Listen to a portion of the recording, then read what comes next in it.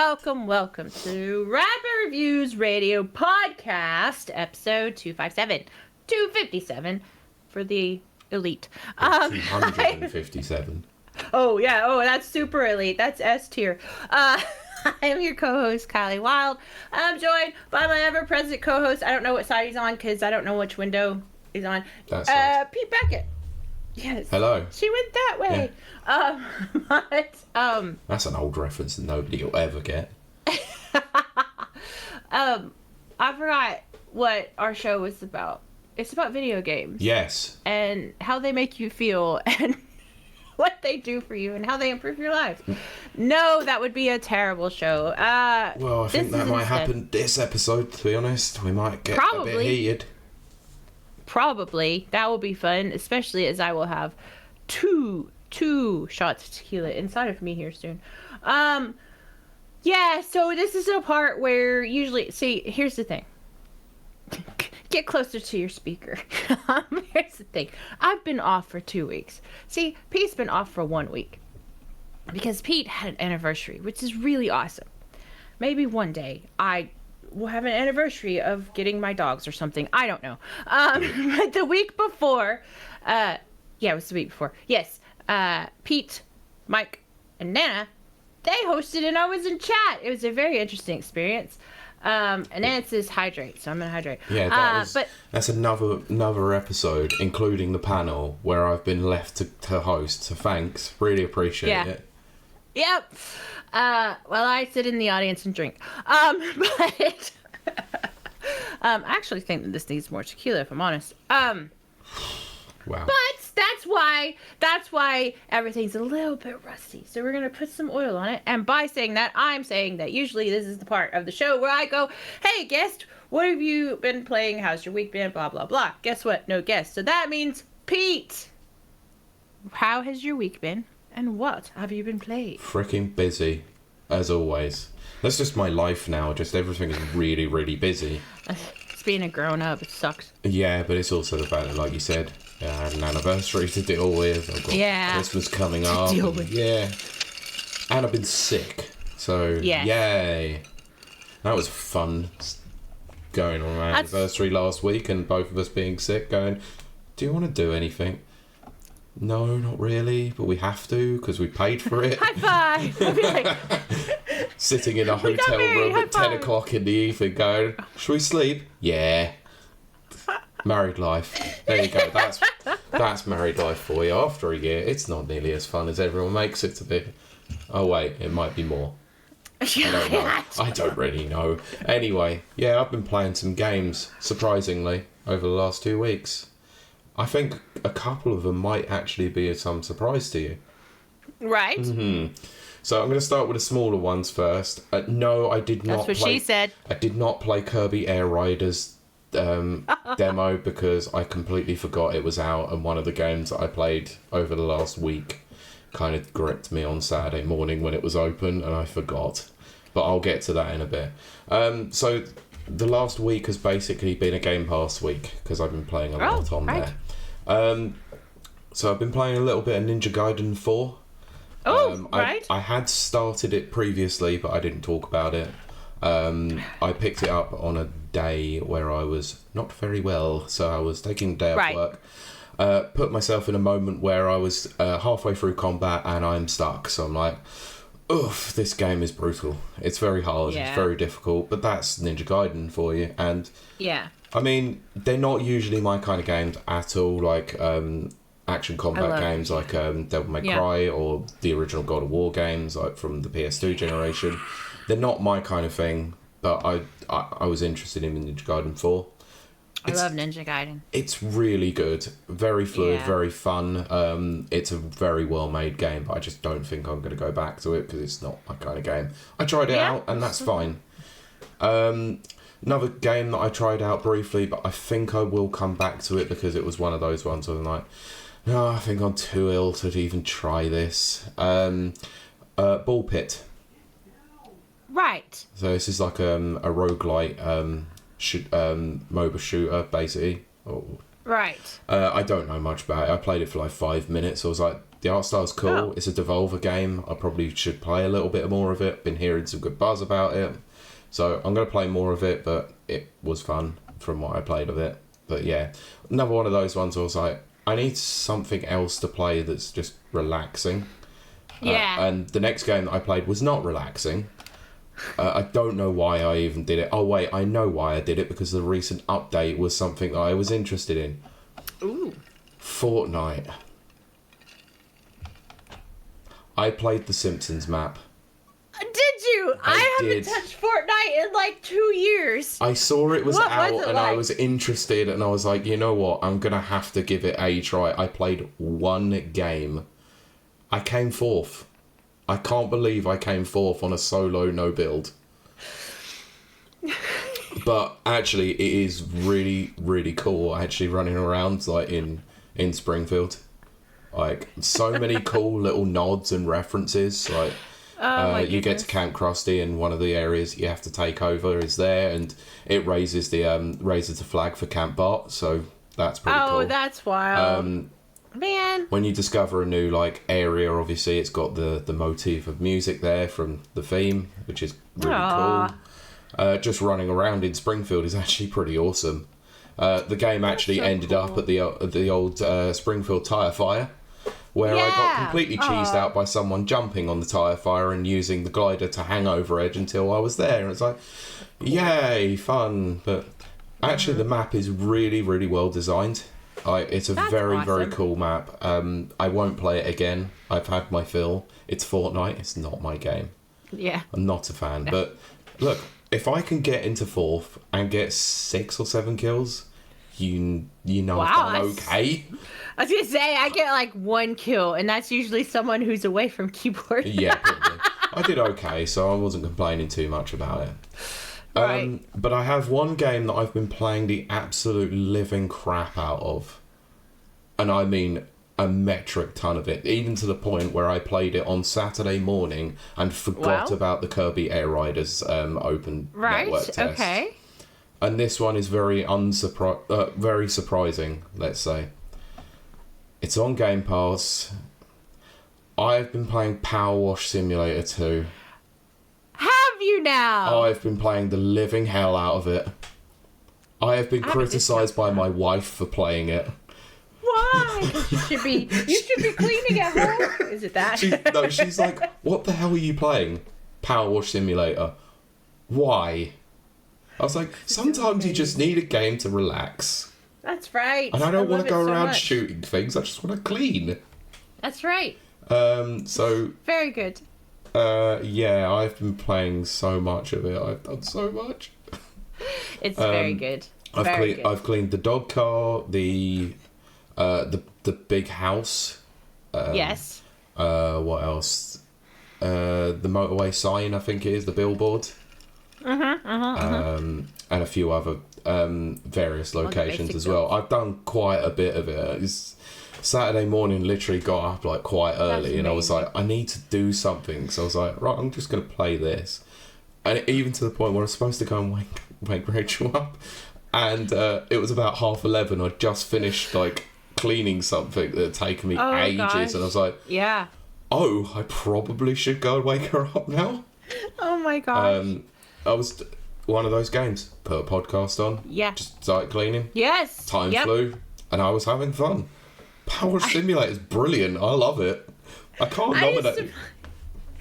I used to play the original one. Yeah. Listening to our podcast when it was me, you, and Kieran, I would throw that on. Yeah. Because I was looking for things to clip or whatever. That is not interesting at all. Well, it was to me. But, okay, fair enough. But yeah. I can't nominate this for Game of the Year because I know Kylie's definitely going to nominate it. Oh, 100%, yes. Yeah, but I would nominate it for Game of the Year if I could because, like, maybe I'll have a vote. No game has actually gripped me this year nearly as much as Star Wars has. That's great. And I didn't really like the first one. But I need to ask some questions because as someone who's played the original. Is soap actually good this time? Because it seems it. Oh, the soap is really only good for like stubborn stains. Okay. Yeah, because when you start in the original Power Wash Simulator, when you start with extremely underpowered equipment. Mm-hmm. So the soap helps. But then you become OP in the original, like, right off the bat. Like, Yeah. in no time. The little bit I've played of Power Wash Simulator 2, they start you at a little bit higher power. Mm-hmm. So, I'm not sure that it's better. I think it has its uses in the original. I think they've streamlined a lot more stuff in the second one. Mm-hmm. Yeah, I have noticed that you don't have to go back and refill your soap quite as much because it's infinite which now, which is quite and nice. you can buy from, the screen as opposed to having to, like, pause, go to your tablet, blah, blah, all that kind of stuff. Which I was very happy about. I haven't bought anything. I haven't upgraded anything, so I'm still just using base equipment. But it still seems to be doing the job. I was gonna say. Like, it took me a little bit of time to figure out, like, the power and, like, distribution of nozzles, but it's... Yes. And you have to find what you like. I'm getting there now. Like, I know that obviously, like, I can use the smaller one for, like, those little nooks and crannies. Yes. God, this is so sad. This is the worst conversation we've had. This is video games, man. This is video games. Next gen. But you know what? This is the worst. I think it's the best, personally. But that means, you know what that means? You and I and my community, which is also Rapper Reviews community, we can do I know.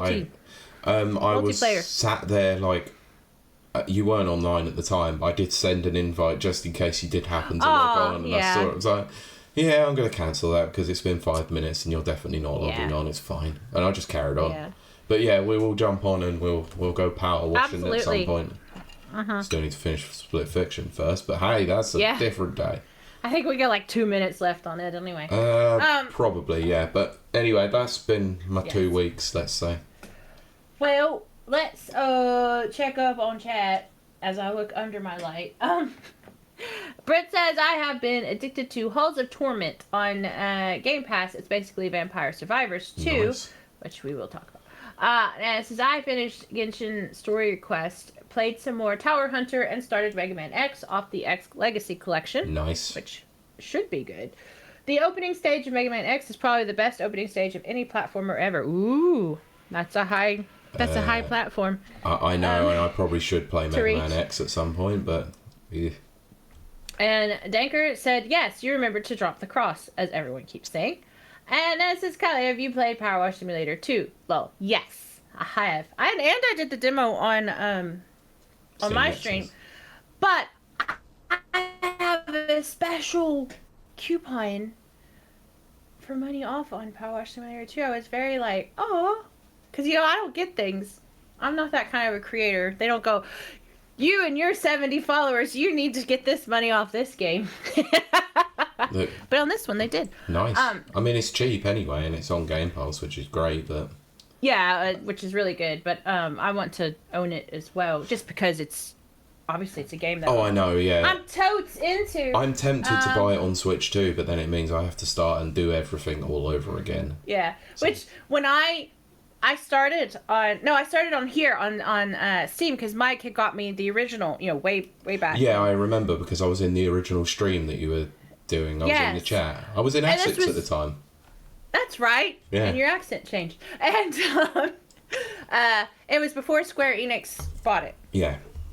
So it was way before. We were into it before anyone else. We were totally hipsters with that. But I then bought, I think it was on Xbox, the Game Pass.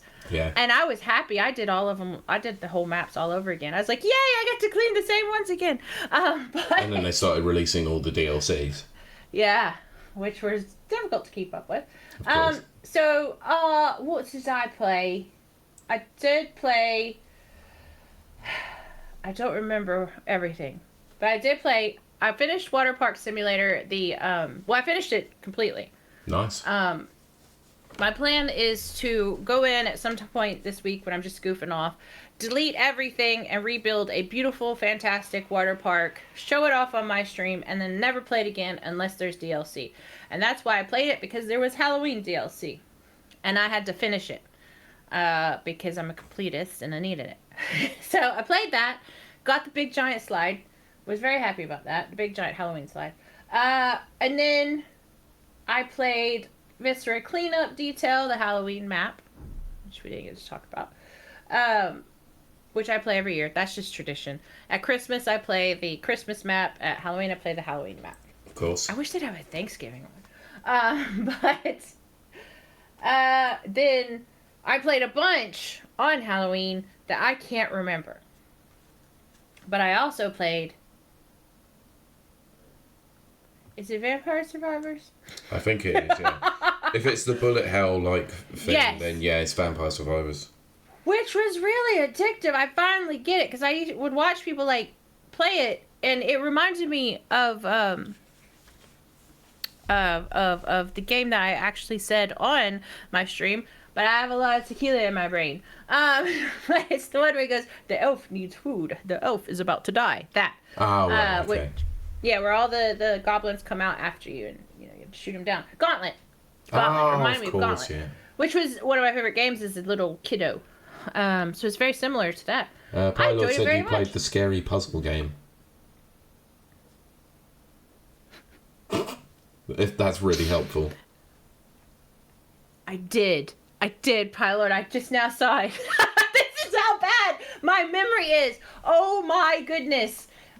I played that, on this Friday. Oh my god. There's no hope for this world. Pilot said, I was at work. You couldn't solve the puzzles. That sounds about right. I couldn't. Yeah, I had to... okay, so I played on that one. We'll get to that one. Because I played Dispatch. Oh, yes, of course. Which is definitely my thing. I won't be doing it on stream because I think it's not intended for that, and it would be very boring. Unless you're just really into the story. Yeah. But I'm crazy about it. I had to stop watching it because I was like, I think I'm sold after everything I've heard. I want to play it myself, so yeah. Kind of what happens, but if I need to play it before the end of the year. Yeah, because it's like, for me personally, it combined video games, comic books, and YouTube streamers. Yeah. That's like my 3 favorite things. And, so it has like oh yeah, let me see. While we're sitting here talking, I know our lovely listeners, I almost said viewers. Our lovely listeners at home won't be able to see this. It's fine. But we are not going to have any blank air or dead air, so... No, because, see if you can tell. That's who visited my water park. Who the hell is that? Jacksepticeye. Oh, of course, for God's sakes. So I've had Marquee, Plier, and Jacksepticeye. Marquee, Plier. Yes. And, so Jacksepticeye and Moist Critical do voices, as do a whole bunch of other people in Dispatch. I really liked it, but it's not really a game per se, like a typical game. And then, yes, Pilot is correct. I played Subliminal, which is a game I had wanted to play. But I got worried because it was a puzzler. And I don't do puzzles very well. I don't do puzzles very well on stream. As I always say, video game logic is not real life logic. And I have a logic brain. I have robot brain. And it thinks in a straight line. And video game logic is like, woo, woo, woo, woo, woo. I'm just like... But luckily, my wonderful chat helped me through it. It is like... it's a demo currently. And it actually has quite... it's hard to get it to be separated from everything else that's out there. Because it does have the poppy playtime feel to it. It does have a kind of Friday Nights at Freddy's vibe, whatever. But it's only a short little demo. But even in that, you could tell something tragic happened to the main character. And you're traversing through their brain. And it starts out very Stanley Parable-esque. Yeah. I love the Stanley Parable. I know a lot of people who do. Never got around to playing it. But It's very quirky, and it's very, as I said on my stream, it's very like Douglas Adams humor, which is my favorite author of all time. Favorite set of books ever. Hitchhiker's Guide. I do like Dirk Gently, but Hitchhiker's Guide is supreme for me. But so Stanley Parable has that absurdist, slightly surrealist humor. The problem with this game, subliminal, I can't pronounce it when I haven't been drinking. Subliminal. Subliminal. It starts out with that vibe, but it's a horror game. And you can tell it's a horror game. It's not like a horror game trying to be quirky and surreal and cute and everything. No, it's scary. Oh, but I remember the things that I really, really, really loved about that game. Pete, I was going to ask you to do this too. We should try and reach out to the developers. Mm-hmm.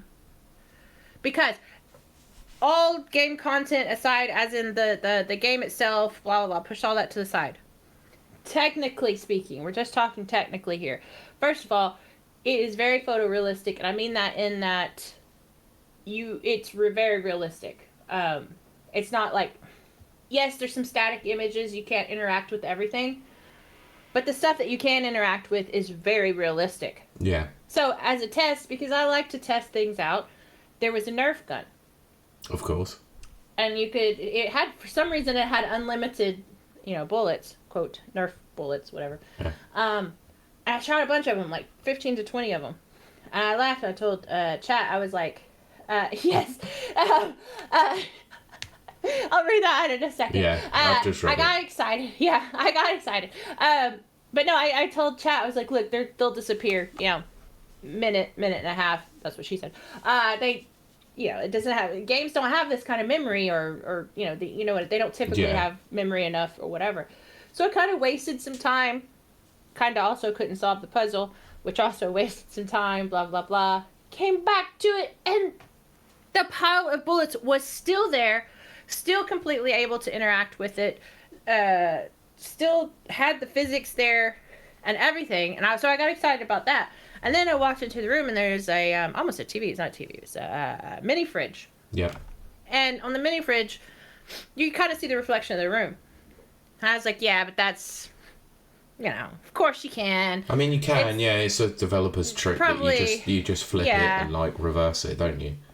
Yeah, except this time, I could drop things, and it was showing it, in real time. And so then I walked away. Cool. Yeah, and then I came back, and the reflection was still there of the stuff. And I'm like, okay, this doesn't normally happen. This is, next level.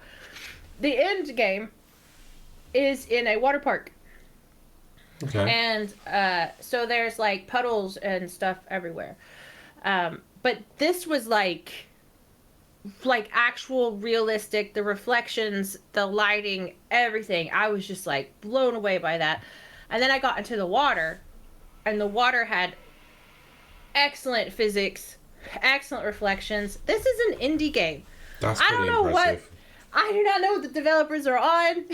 I don't even know that the game itself is going to be very good. I don't know. I can't predict it. What I can say is, technically, it's absolutely mind-blowing, stunning. Keep your eye on this team, because holy crap, something's going to come of it. And last but not least, never least, my favorite game I've played 56 hours of and have no signs of stopping, and I'm still only on the first third, Abiotic Factor, which I just found out is published by the same people that do Balatro. I did not know that. I didn't know that either. Yeah. I love Abiotic Factor. That's just it. That's just it, really. Fair enough. I just love it. That is a long list of games for the last couple of weeks. It is. It's been 2 weeks, yeah. Right. But yes, so that's going to wrap that section up. And Pilot said, oh yes, Kylie got excited at a reflection. I did. Of course. A little kid, I got too excited over reflections. Because I'm a dork. But it's a cool thing to have, especially from an indie developer. It shows that they're coming to grasp their technology like in a really cool way. I mean, most developers would just say like, yeah, it's relatively easy to do it because you just take the image, you turn it upside down and flip it basically, and but to render it in real time is actually really cool. It's very cool. Requires a lot of processing power. And Pylord says she really does love it. I don't know. Maybe I just like abiotic factor a little bit. I don't. I love it. But yes, that's going to end this section of this part as the tequila rots my brain and I drink more, because Pete's going to talk about this whole next part. Yes, Pete. Well, we're going to start out with a story that was heavily requested for you to discuss. Oh no! What could it be about? I can't imagine. Well, it was supposed to be brought up at some point whilst you were off. Yes. But it's old news now, and I'll debate about whether or not we're going to include it. But we're going to include it anyway, because why not? Oh, hi, Arnie. Do you happen to recall a series of video games from the early 2000s that might... no, I'm not even going with this. It's like one of the most... It's one of the most legendary series of all time. It's Halo. Yes, it is. Yes, For it Christ's is. sakes, I couldn't even lead in with that. No, you couldn't. No. And for those... Probably just drunk Kylie rants about stuff. Yeah, Kylie's about to have another. We're getting to it because there was something you wanted to discuss as well about a certain little ROG LIX as well. So we're going to talk about that too. So for those who are unfamiliar with the Halo series of games, that I have to do it. There are some. I know. A series There's of people games who were born after Halo. Yeah, Can you believe that? Yeah, there was a series of games that came out for the Xbox, the 360, the Xbox One, and the Series X. It's a sci-fi romance. To varying degrees of success. Originally started out with Bungie and then moved over to 343, who rebranded to Halo Studios. And took the romance out. Yeah. So this is something that had been long rumoured for a very, very long time, and it became true, which is rare, I would say. No, that's another Xbox property we will talk about, we might discuss. So I'll read the story that's coming from VGC. So most of the sources this week are coming from VGC, but I'll let you know when one isn't, because that's a rarity. The Halo series is now coming to PlayStation. Halo Campaign Evolved. What a crappy name, by the way. But I did have it explained. It makes a bit more sense. I don't care. It's still crap. They should have just called it Halo Combat Evolved Remake or whatever. Just Campaign or just Combat Re-Evolved. Or just call it CE and just be done with it. Yeah, but they did that already. They can't... I'm not sure they could do that again. But anyway, so it's been announced for Xbox Series, PC, and PlayStation. So Campaign Evolved is a full remake of the campaign portion of the first game, Combat Evolved. No specific release date was announced at the time, but Microsoft has confirmed it will likely launch in 2026. I think that's now changed now. There might be a release date out there. Rumoured release date. So the game will feature 4-player co-op for the first time. So that's quite rare. Interesting. And it's completely rebuilt visuals and it has been developed on UE5. Yeah. So they've moved away from their Slipspace engine into UE5 development. They did confirm that previously, that they were going to move forward with that. And I was okay with that. I was okay. So, quotes, this game, this fully rebuilt campaign will introduce remastered 4K visuals. Why are they saying remastered when it's a remake? Anyway, beloved Halo weapons and vehicles plus brand new story content according to Xbox Wire. So there was a 13-minute trailer that was shown for this when they announced it. It was a 13 minutes of the Silent Cartographer level. Iconic level if you've never played CE. It's got the world's most hated character in it, but yes. Anyway, it doesn't matter. Quote, we wanted to start where it all began with the original campaign that defined Halo, said executive producer Damon Conn.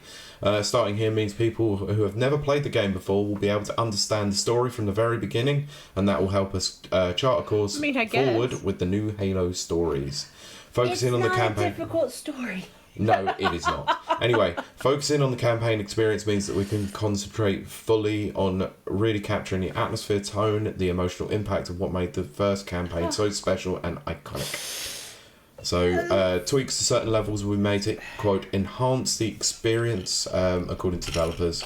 We learned from Halo Combat Evolved Anniversary that there was still an appetite for things like better wayfinding, navigation, diversity, and enemy encounters. In the library specifically, which features several flood encounters, we wanted to re-evaluate the pacing and enhance the environmental storytelling. We've also added new lines to Guilty Spark, which guides players through the level, and there's a new dialogue that gives more insight into the narrative as it plays out. We're not changing the stories, it's about refining and adding context to this moment and other levels like it so players can stay on track. I mean, it's not spoilers, right? Like, it's not spoilers at this point. Well, this game is over 20 years old, right? Get the spoilers out now, because once it comes out next year and a new load of players are playing it, we'll have to start slapping the spoiler tag on it, unfortunately. Well, the character that I'm... Apollo's barking. No. The character that I'm sitting here vomiting over is Filthy Spark, as he's affectionately, and I use that. Oh, I know. That's deep lore with us. You've forever called him Filthy Spark. Yes. Guilty Spark is his official name. I say his. It's a little floating iBot. He's the major, biggest villain in the whole series, and you don't know that until 3. And Pylord, here's Apollo. Yeah. So I have a lot to say about this. Do we need to fill in any more before I go on my... No, just go on the rant. Everyone wants to hear the rant. I know. The alcohol is coursing through my brains and veins. So... but no, okay, first of all, Halo is not a difficult story to understand. Does it have lore? Yeah, but it's very shallow. Well, especially in that first game as well. Oh, definitely, because there was no story meant to happen. It was a shoot 'em up. That's all it was. And that was very popular at the time. You know, you had like Half-Life and Rainbow Six and all this kind of stuff. So I gotta not look at chat because I'll get distracted. Laser focused. That's actually appropriate for this discussion. Almost like why I said it. But yes, Halo's not a difficult story to understand. It is a basic good guy shoots bad guy. Bad guys are aliens. There's no gray area here, which I love. I think that's one of the big reasons I love the Halo series. When I talk about the Halo series, first of all, let's add this caveat. I'm talking about 1 through 3, possibly Reach, possibly 4. A little bit of ODST. Should include ODST in there. Yeah, a little. I mean, ODST is a completely different game. Doesn't matter. But I don't hate it. It's still within the main, continuity, let's say. I don't hate it. In fact, I enjoyed it very much. But I had, like, friends at the time, and we played all that stuff. But my point being, so that I want to put those partitions in. That's what I'm talking about. There's no game called Halo 5. Never heard of it. Don't know about it. Halo Infinite. Pile of crap. Might have heard of it once upon a midnight jury. I seem to recall us playing a Halo game online for a little bit and then going, this is crap. Let's stop playing this. Yeah. I don't know whether it was Infinite. I can't remember. Like, the name eludes me. I can't remember. I know that me and Kieran played that a couple of times, and then I never touched it again. Sorry, the 3 of us did. Thank you. We did, 3 of us. But sometimes we play it, but it never got. It was bad. It was bad. It was bad. It was a bad game. It was a bad game, and I was very disappointed. Yeah. It was a pile of crap. But had some okay ideas, but just a pile of crap. Yeah. Paolo says, it's a simple story.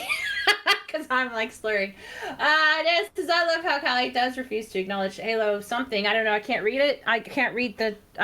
That just looks like S, doesn't it? I don't know. It doesn't have any numerical value in it. Nope.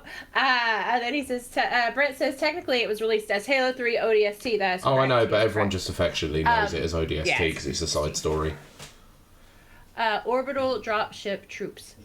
Yeah. What? See, you want to challenge me on the lore? Out there in Neverland. Stop getting distracted by chat. Continue your point. I know. Yeah, so it's not a difficult story. It's a very easy story to parse through, which is, like I said, good guys, which are the Earthlings, versus bad guys, which are the space aliens trying to take over the galaxy for religious purposes. Using a Halo ring. Yeah, Halo rings are based off of Ring World, if anyone knows that series. Yes, it is a straight ripoff. I learned that afterwards. I did not know that in the beginning. But then something interesting happened. The first one came out, and it was like a plain shoot 'em up. It was good. You just went in, you did your time, you won the game, and you just forgot about it. Sorry, it was good. Sorry, it was outstandingly good. Yeah, it was outstandingly good. Yeah. But it was also what do they call it when it's bundled with the console? It was a packing. It was a release.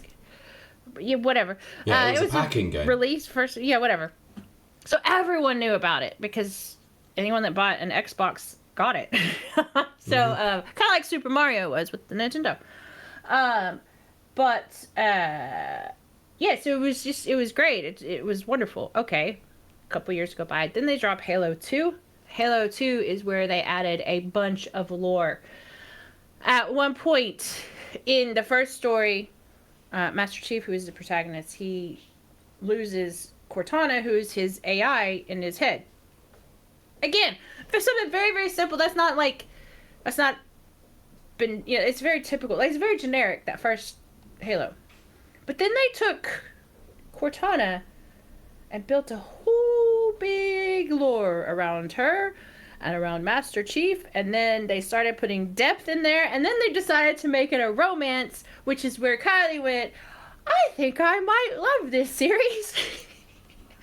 So Man, Halo she's 2 never came shut out. up about it since. And I've never shut up about it since. That is so true. And then, but what was neat and unique about Halo 2 is that you got to play from Master Chief's point of view, which was great. But then you magically were on the other side as Arbiter. Oh god, yeah, like playing Halo 2 for the Yeah. first time and having no recollection of what happened in the one. You're like, what the hell? Yeah. Why am I playing as Arbiter? But it was freaking awesome as well. It was very cool. That to me, that may have been done before, and I just am unaware of it. Oh, it probably had, but it was still freaking awesome. It's kind of like Haze, I guess, a little bit. But yeah, but this came out before Haze. did it? Okay, Yes. I couldn't remember which one. 2004 for Halo 2, 2007 for Haze. Oh yeah, I was gonna say it would have been because then Halo 3 came out 2009. Actually, it was 2007 for Halo 3. Is it 2007? Okay. Yeah, because Reach came out in 2010 and ODST came out in 2008. that's right. That's right, because I started playing New Vegas when Reach came out. Anyway, not my point. My point being, Halo 3 dropped. Now, why is Halo 3 special? And why I can't believe it's on PlayStation. And then I will say what my feelings are about it being on PlayStation. Pilot says, Halo Ring sounds like something you might buy in Oh summer. my god. And then Britt says, also it has the whole cast of... Yes, it does. Firefly as voice actress, which is crazy. Ridiculous. I had I was like, okay, here's offshoot. Tangent time! I was watching Chuck at the time. Chuck had Adam Baldwin, who was one of the characters in Firefly. I personally do not like Firefly or Serenity. I know that just destroyed my geek cred, but I don't like it. I don't care. I've never watched it. You might like it. You should try it. I want to. It's on my list of things. Not my thing. But I really liked Adam Baldwin, so I was like all excited because he was in ODST. That's my tangent. But so why I'm shocked about Halo being on PlayStation, blah, blah, blah. Halo 3 was the launch of Xbox 360. They poured so much money, not just money, into Bungie and this game. They poured every resource they had for quality of testing, quality assurance. They didn't just quality test it from, white male teenagers from 17 to 31 or whatever the thing is. They quality tested it on all races, all genders, all ages. Yep. And they managed to come up with something that pleased most of the crowd. Normally, I hate crap like that. It's very commercialized. Doesn't matter. They nailed it with Halo 3. They absolutely nailed. See, Pilot says Firefly is fucking amazing. Don't listen to Kiley. Look, everyone thinks Firefly is great. So yes, on this I would say don't listen to my opinion. Judge for yourself. I think what I think I really hate about it is the way the series ended, and then what they did with the movie. I think it broke my heart, and I was like, I hate this. That's my theory. Anyway, get on with it. I'm trying. Get out. I'm trying. Anyway, it was Microsoft's launch. It was its baby. It was the representative. Well, I would of Xbox. It was, but it actually didn't make the 360 launch. It came out in 2007. The 360 launch was 2005. The 360 launched in 2005? Yeah, it's now considered... We were talking about this at Comic-Con. It's now considered a retro console, which is absolutely disgusting. What? Yeah, so... What? And if you recall as well, it didn't make the launch because Crackdown came out, and it came out with the beta. That's right! Yes! Yes. All of my memories are very hazy back then because all I did is play video games and work. I worked 14-hour days and then played video games all night and then went to work.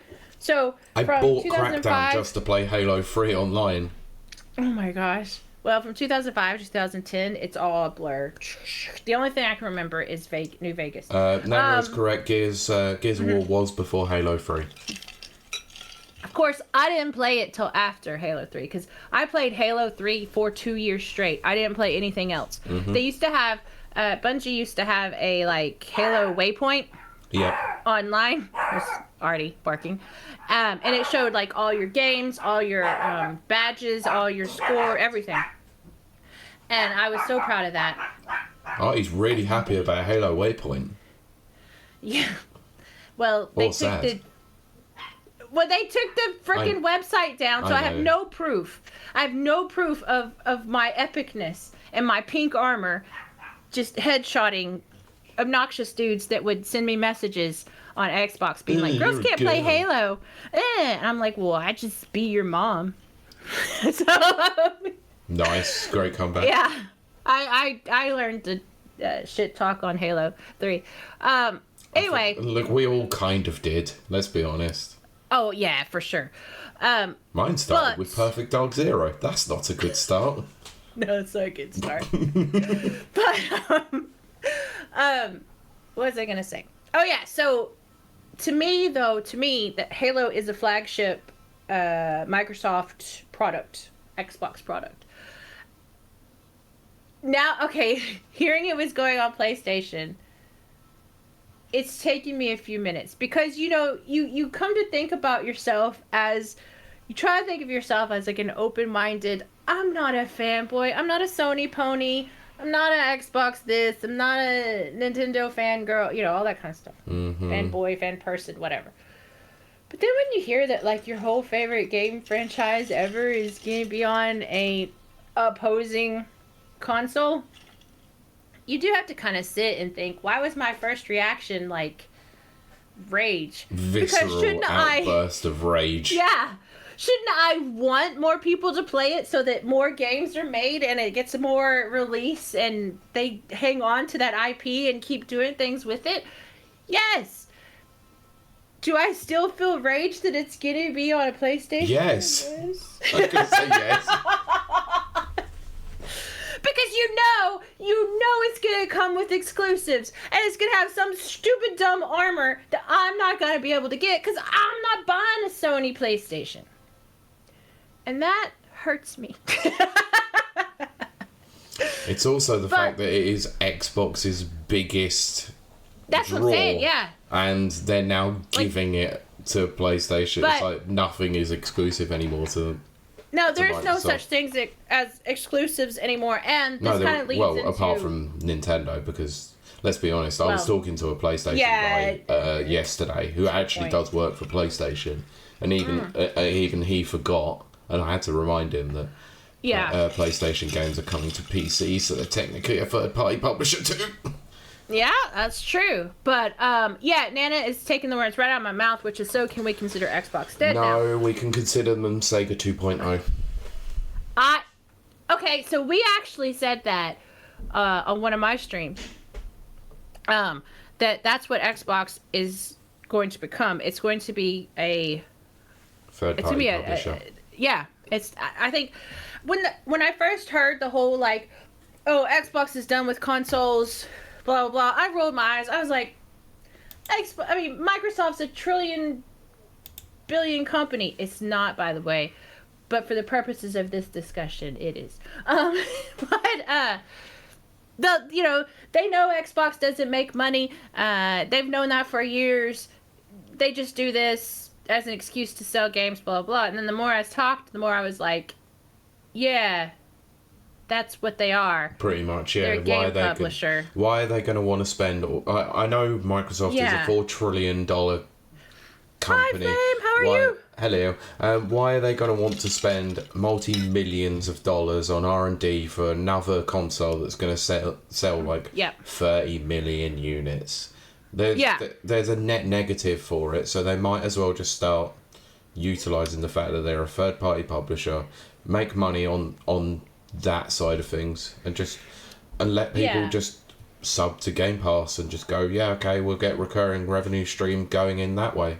That's fine. I mean, Halo's still going to go to Game Pass, obviously. We're still going to get campaign evolved on there. Yeah, they wanted to be, as they stated 3-4 years ago, they wanted to be the Netflix in gaming. Mm-hmm. Well, that's absolutely what path they're on to become. They are, and I think once they allow Game Pass on, I think Sony's like the one causing kickback against it at the moment. Once you see Game Pass actually hit the PlayStation, that's where I think it's officially over for the console business. Oh, 100%. For Microsoft. I just can't see them. I mean, Nana's saying their next console is rumored to cost $1,000. Yeah, well, did you hear what Sarah Bond said, where she said it was like a premium experience? Yeah, see, this is where I get enraged. Here's the actual enragement. Flame says, "I'm good. Hope you're doing well." Ooh, we are doing well, I guess. Although I'm about to launch into a rant. Another side rant. Yes. But here's what I do not understand about current business practices. I don't understand. It's very clear that the world economy is not doing great. And I'm talking about globally. Locally, economies aren't doing great either. Mm. Why on earth? And I did hear, I watch a lot of boring business crap. I did hear an explanation for this. But why on earth are they launching these premium products when people can barely, in the U.S., can barely scrape money together for food and fuel? Why? This is ridiculous. This is anti everything, where business is concerned. But I heard watched this guy. He said they know that the only people that can afford their things right now are rich people. So from here on out, the next few years, apparently this happened in the 80s as well, during the greed is good era. From here on out, they ain't marketing to the average Joe. They marketing to the guy that goes and works his ass off for 8 to 10 hours and comes home and games. They're marketing to the... I almost said the word. They're marketing to the flippin' trust fund babies and the Nepo people babies. Who care about... Yeah, Nepo babies. The people who care about diamonds and crap and showy crap. That's who they're marketing from. We're no longer in their market. Nope. And that is something that we're going to have to face, which is going to happen the next few years. So the next things that are coming out, home entertainment systems, game consoles, the ROG Ally, which I'm going to say something about here in a second, all of that, Those prices are going to be jacked up because they don't want you to buy them. You're not the market. It's the people at the top who are looking down on everybody else. That's the market. And yes, so influencers. Yeah. Oh God. Pylord's food lurking. I wish I was food lurking. Pylord says this is sub rant. But yeah. So with all that nonsense of me rambling on, as I often do, I've been in a decision crisis. This is dumb. This is my first world problems of whether I should buy a ROG Ally X Xbox X thing. And I can't in good conscience bring myself to buy it. And I don't really know why. I have to like sit and think on it for a while because I could just go buy one. Yes. But there's like this weird guilt thing. Why do you want to spend 800 quid on a piece of the hardware like that? It's ridiculous. It's got good hardware in it. I did watch the spec videos. I really did. I watched them take it apart. I watched them explain everything. I've seen of those as well. Yeah. Like, there's some good things about it, but I'm not quite sure why there's so much Windows bloatware on it. Well, that's the thing. That's the thing. Dagger says buy the first gen, simple. I may end up doing that, but then I'm of two minds all the time. There's the practical. I say there's the practical me that's like, Danker's absolutely correct. But then there's I don't want to miss out. I don't want to miss a thing. That's what this episode should be called. No, I've already got a name for it, and you already dropped a classic one earlier, so sorry. Yeah, Nana, this is the first time. Nana says, oh my God, she didn't fall for it. Kiley didn't buy an Xbox thing. Remarkable. I still have the desire because I keep seeing that Xbox button every time it comes up, and I'm like, oh, I'm so disappointed. Peace going to sleep for our listeners at home. I'm so disappointed in Microsoft currently that I don't think I can justify buying it. Like my conscience can't. And then I'm sad about myself that I still have a conscience and a moral guidance compass thing. I thought I got rid of all that. Apparently I didn't. Anyway, Pete, that was my 1 hour and 22-second rant. For a quick news story that was only supposed to be a few minutes. 30 minutes. Well, there you go. That's 2 weeks of missing me. Crunched down into 30 minutes. There you go. Nana's just said that's going to be a long highlight. And it is. I like what Britt says. Kylie, you don't leave home enough for a mobile gaming platform. You could... Look, I don't leave home enough to use my Steam Deck, but I can use it at home on the sofa. You know what? This is what's No, I can't. I feel too guilty. I want it. I want a portable mobile gaming for upstairs because I want to keep the big ones downstairs.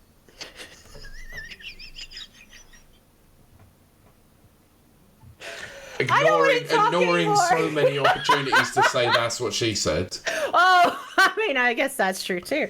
Oh my gosh. God. That is the most first world problems I have ever heard in my life. Pete, I've self-censored myself, believe it or not. The last 30 minutes you wouldn't even believe. Holy crap. I live a different life than You most do. people. You definitely do. Can we move on from fucking Halo now? Yes, Dacre says, I never got to talk about the love story, the romance. Oh, thank which God, is that could be another hour and a half. It could be. But for people who don't understand why I am so drawn to it, it's the romance. It just whoosh, it's like two what are we called? Neurodivergent? That's what we are. It's like two neurodivergent people falling in love. You don't see that represented a lot in games. I was drawn to it. Anyway, Dacre says, I use it when I have back pain. And then he says, the big boy's downstairs. I think I have neck pain from how much this is just ground to a halt. I've had three tequilas. Whiplash. I have 3 tequilas. Okay. 4, I'll be on the floor. Yes, let's move look, on. honestly, I probably should have saved that till last, but I think the later it would have gone, it would have got worse. Oh, it So, would have been. thank I would God. have been unintelligible even more than I am now. I mean, yeah. So the next story. Oh, that's a good point, though, Nana. Nana just made a very good point. Add it to your videos you want to do, like your 47. Maybe I'll switch them. Please do it. Just do Because I'm it. halfway through the 47 video, but I might switch it and do Halo first. Yeah, do it. Anyway, do yes. it. Yes, let's go back to Pete yes. in the studio. Thank you, Kylie. That was long. That's what she said. That's what she said. Yeah, so this next story was actually one that was recommended to us by Brent. Actually, sent this through sweet. A couple of days ago. I thought it was an interesting story, actually. Sorry, my response when you sent this through was relatively short. It was 6 a.m. when I picked this up, so I had to still read through everything. So there's an analytics firm who have done some discussions about remakes and remasters. Oh, sweet. So okay. let's get through this. So I'm on board with data this. and analytics firm Ampere Analysis has identified 18 games that it says are ripe for a successful remake or remaster. Okay. So what we're going to do is we're going to go through the list, and we are going to work out whether or not we agree or disagree with them. Okay. Just for a fun thought exercise. So I'll read some of the article.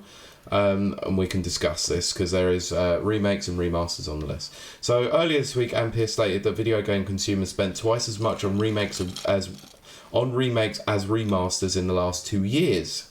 According to its research, video game remakes and remasters released across 2024 and 2025 attracted 72.4 million players across Xbox, PlayStation, and Steam, with these consumers spending some $1.4 billion on premium full games and microtransactions.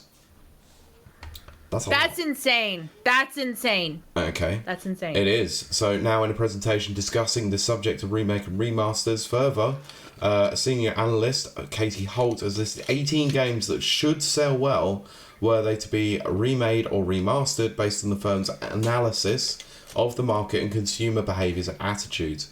Analysts. She noted that, I quote, IP holders are sitting on a wealth of content ripe for remakes and remasters, stressing the list, quote, isn't exhaustive, identified the following games as potential candidates. So, we are going to go through first the remake list. Okay. And you're going to either give me a yes, this would make money, no, this wouldn't make money, or I'm on the fence. So we're going to sit in do the we middle. have parameters for what remakes are? Just from They the ground up, don't wholesale? say they don't Okay. say from the article. Okay. But I think it will become very obvious when we start looking at the list. If they're like super old, okay, I gotcha. Not even just super old, but the first lot are known as are basically remakes. The next are remasters, and then the final list is remake or remaster. Right. So we'll go through the remakes first. So, like I said, chat can play along with this as well if they want. Yes. Profitable, flop, or reasonable success, or not bad, not or unsure if profitable. Okay. Mid. Yeah. First up, 2007's Assassin's Creed. Oh, For the full remake treatment. Okay. For the full remake. Okay. Okay, wait. The question is, will it make money? Yeah, will it be successful or will it be a flop? Successful. I don't think it would be a flop, but I think it would be right for a remaster as opposed to a remake. Although that's your third option, your third question. A remake or later. remaster, yeah, but Yeah. this is solely just a full remake. So imagine this was remade in the engine of Shadows. Okay. That kind of moves it up. Yes, I'm gonna say yes. Chat is weighing in on this. I am actually going to agree with you as well, considering how well Shadows sold. It is one of the most successful Ubisoft games of recent times, and a very strong launch. I'm going to say a full remake of this would go down very well, because I think people forget how good that first game really is. Right, exactly, because it really did, it was genre creating. I was gonna say genre changing. No, genre creating. Yeah. Denker says flop. Brett says Ooh. remakes have gameplay changes, which Yeah. is a good way to do that. That is true, yeah. Now, Pylord is not wrong. It's been remade 476 times already. They do just slap a new name on it and put it in a different location, but it's the same game over and over and over. That's a very valid Nana's point. got a fair point. He says, I feel like AC2 would be better because people associate the series with Ezio. If they remade the entire Ezio collection, that is a straight up, unadulterated success. Yes. But I still feel like there's a lot of love for Altair as well. Yeah. Like, I got in a ground level on that. I didn't finish the first one. I did finish. I didn't either, but that's because I rented it from Blockbuster. Oh, yeah. I might have. Okay. No, I was... Wait, where did I... Oh, because we had Gamefly. That's what we had. Yeah. So similar principle. Mm-hmm. Right, the next game is a beloved SNES JRPG classic. Ooh, okay. I love JRPGs on the SNES. Chrono Trigger. Oh, yes. Well, okay. Wait, I have caveats on this one. And chat, I do want to know. I definitely want to know your. Get yours out of the way first, and then we'll come. I would not ever want to see Chrono Trigger given the Final Fantasy VII treatment. Okay. I agree with that one.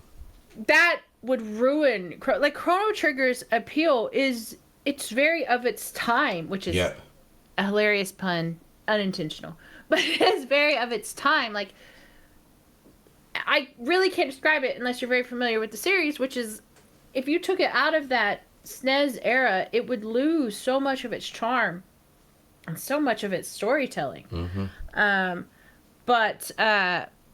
But that's also, you have to see, coming from my point of view, I'm very old. I lived through that era. So to me, I would have connections to that. Whereas someone, I'm going to say Nana, who's I think the youngest of all of us, who's probably never played the original Chrono Trigger, I'm assuming here, it's a big assumption on my part, would probably do well at a remake, a completely ground up remake like Final Fantasy VII had. Okay. I personally don't like the Final Fantasy remake. No, neither do I. I've said enough about it. I liked certain points in that first one. The first release they did, but it went down. Chat says, before we get to Pete's thoughts on this, chat says... Danker said success. Danker said success. Thank you for catching that. Nana says it would sell well, I think. Chrono Trigger fans adore that game. Fans. Fans. And Power says I'll have to pass because I haven't heard of it. It's an old nerdy game. It's a very old nerdy game. Super nerdy. So Pete, what do you think? I'll tell you straight up, my fear is the Final Fantasy VII treatment. That's 100% where that's coming from. I'm not going with that caveat. If it's just a straight up remake of the game, I don't think this sells well. Pylord. Right. I think it's a flop. I think, and my reasoning behind it is that Chrono Trigger might be a beloved game by a lot of people now. It is.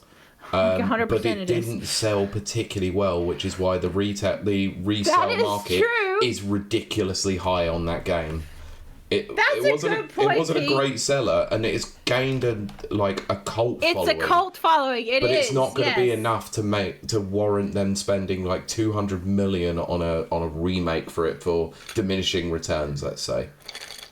I don't think the people who love it would buy it, but the people who love it are a small percentage. Exactly, and that's the problem. Super nerdy people. Yeah, and it's not gonna hit the zeitgeist really of like Final Fantasy VII did. You know, which they just ruined. They did. So I think, unfortunately, flop. Pylord says stop saying you're old because then I have to admit that I am old too. You are old. Join us. Anyway, the next game, another beloved SNES classic. Ooh, The Legend of Zelda: A Link to the Past. Okay, no, don't ever mess with that. No. That is an almost... Okay, again, Sacrilege, don't touch it.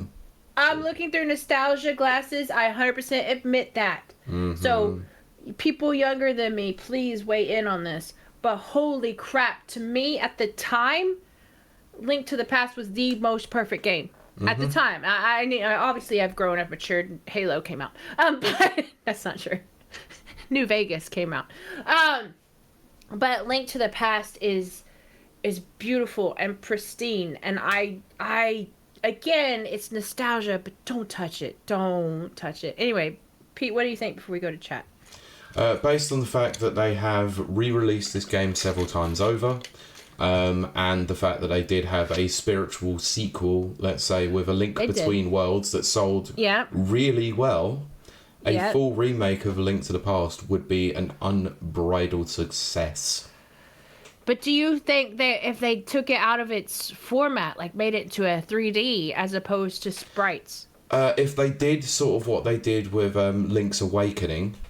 Yeah, which Danker mentioned. Then 100% it would do well. I like Link's Awakening. If they remade it in the Breath of the Wild engine, I think it would lose something about the game itself. That's what I'm picturing, is them doing it in Breath of the Wild version, and that breaks all my like nostalgia. No, don't touch it. Unless they did like a dual thing where they had just a cleaned up version and, you know, the classic version as well in there. Yeah. Let's see. Nana says it would do well, but it shouldn't happen. Yes, Nana. Agreed. It shouldn't happen. Danker says if done like Awakening success, which is exactly yeah. And then Nana says if they wanted to, they would have done when they did A Link Between Worlds. True. That is very true, but it's also the fact that they have re-released it on several occasions.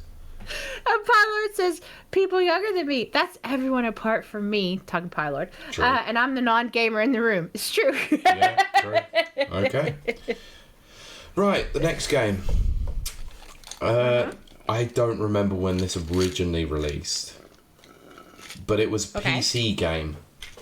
I believe it was 1998, possibly. Whoop, there's my era. Fallout. The original Fallout.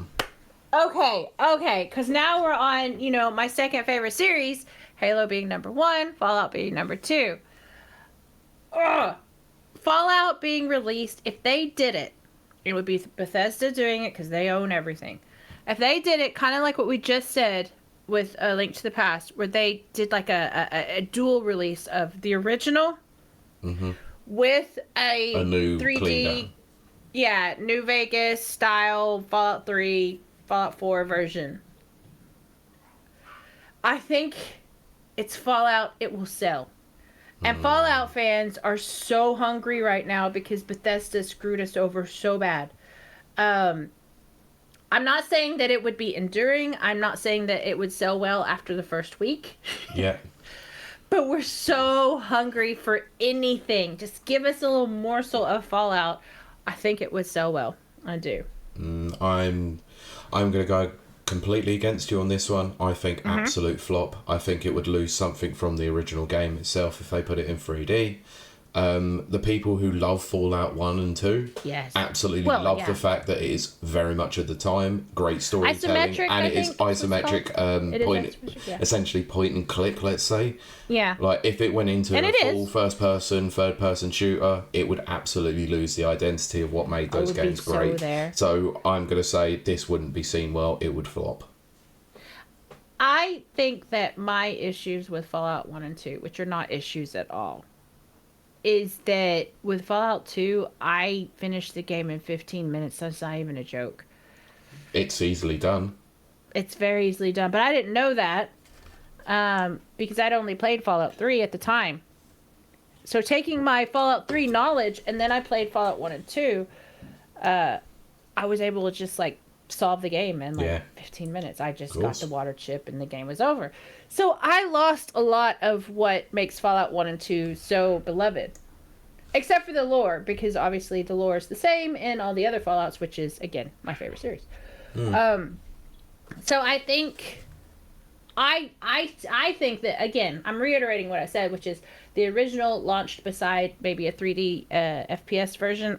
I think it would do well. Again, I don't think it would sustain. I think the first week or two it would be the top seller. let's see. Nana says, I think it would do well. Brent says, personally, I think older games like SNES games are better to be remade or remastered than something from last gen. I think so to an extent. You know what? As we get into this, I would like to see everything from the polygonal era. Like the early PlayStation and Nintendo 64. I would like to see all of those remade because they were just ugly games. They were all so ugly. Like especially Sub-Zero. I would love to see that remade. Degger says flop. Brent says, I think the TV show hype would help Fallout as well. Yes, because there's people who've never played Fallout who watch the TV show and want to play Fallout. I was talking to someone that year, and they were like, oh, my wife watched the show with me, and now she wants to play Fallout. I'm like, hell yeah! But what's the chances Bethesda can release it before Amazon cancels the show? Definitely Don't not. say that! That'll break my heart. I let Mike Hello, Tindo. Mike. Good evening, all. Hey, look, it's me! Yeah. It's me, I'm here. Right. I am feeling better, and I've gone on 3 rants. You've missed tangent time 3 times, Mike. Yeah.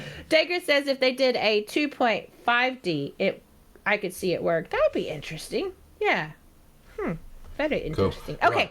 Right. We'll power through the next 3 games quickly because Yes. we've taken a long time for this one. I know, but it's fun. It's a fun show. Rayman Origins. Oh, I would love to see that redone, and I think Nana would as well. Excuse me. Oh, yes. Okay. Rayman yes, Origins is incredible. So is Rayman Legends.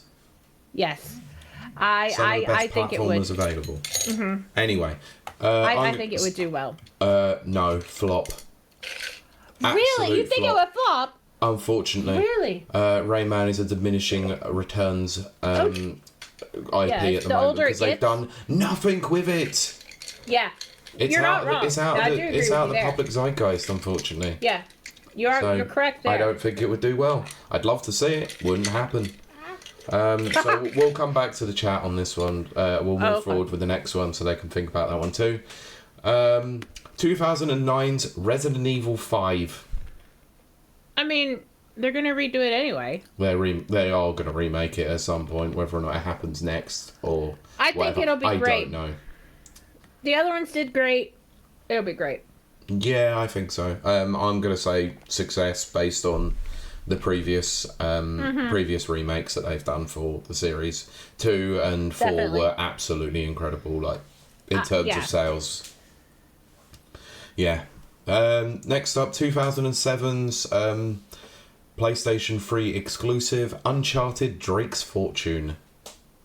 They remaster that all the time, though. Yeah, they had the Nathan Drake collection on PS4, so I mean it's been remastered, but I mean a full remake basically in the Uncharted 4 engine, basically.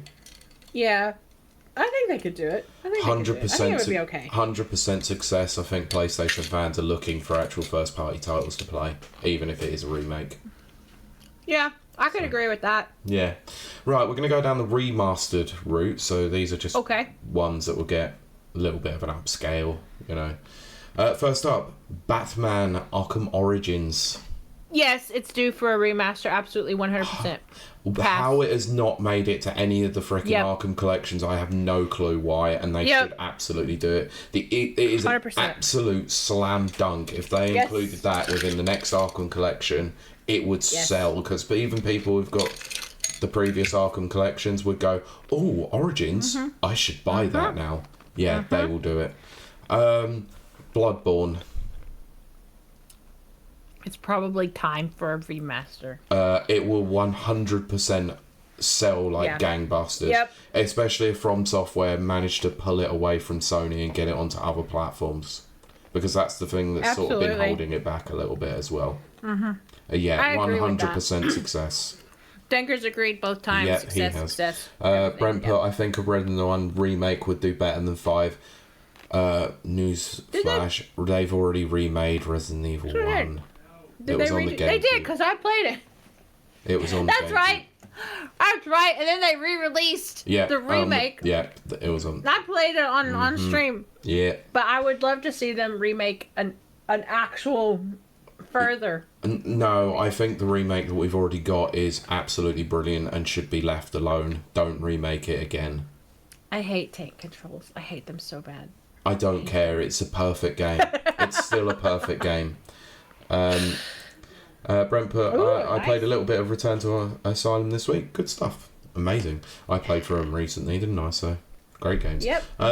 Bully, or Canis Canon Edit, over in the UK. I want to see Bully. I actually want to see it remade. I would love Bully. to see a full remake of Bully rather than remaster. It is so good, but it was such a bad game, as in technically bad. A great game, a very typical Rockstar game, which I love, but technically full of bugs, terrible, not great. So I would love to see a remaster, but I would be happy to see a remake. Use the whatever engine they're using on GTA 6 or whatever. Yeah, it would be nice to see. It's a great game. Oh, it's brilliant. Yeah. I've gone back and played it several times. It's fantastic. It's so fun, but it's full of bugs. It's also a Rockstar game, so you know full well that straight away it would 100% be a success because people are eager to play Rockstar games. Although Danker says fail, and then it says that does need a remaster, so it would be successful. I mean, it's so old now; it's ripe for one. I think it would be. Dragon Age Origins.